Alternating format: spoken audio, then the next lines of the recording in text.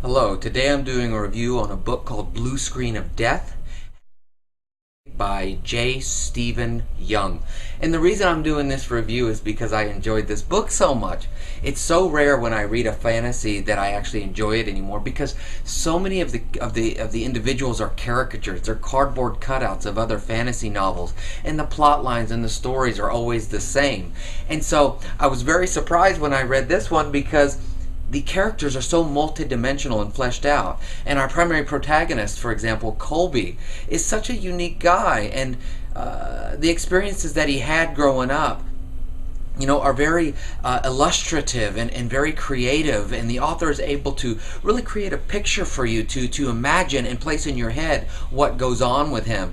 And not only that, the reason why the plot line is so distinct in comparison to so much of the other things that I've read is that the way that his skills come about and the magic that he has is really something that is created by this author alone. It's called Emasa, and the way that this character is able to utilize it is he's found out how runes are utilized, and he creates an app to control himself. So instead of somebody that just has this burst and array of magic that can do anything, this Emasa magic is contained within a specific paradigm, and when he uses this app, it can blend these things together and allow him to push forward this capability and be able to protect himself defensively and offensively, and be able to protect his friends as well.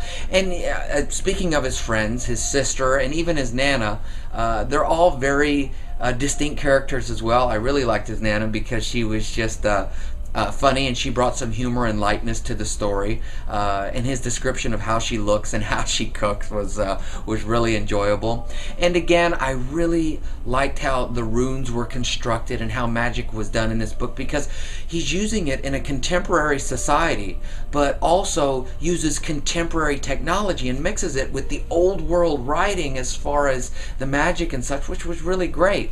And also the influx of his issue with his father and wanting to know what's going on created an emotional tie to the book for me as well.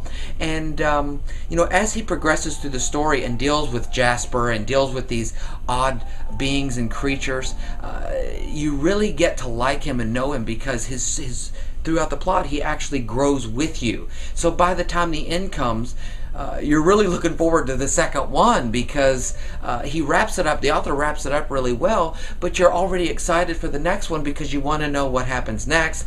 Does he discover what he's looking for, which I'm not going to bring up what it is or who it is, and you're also wanting to know what's going to happen next with the characters as well, and how much more deep he's going to create this imagery of creatures and colorful beings and things that goes on around him.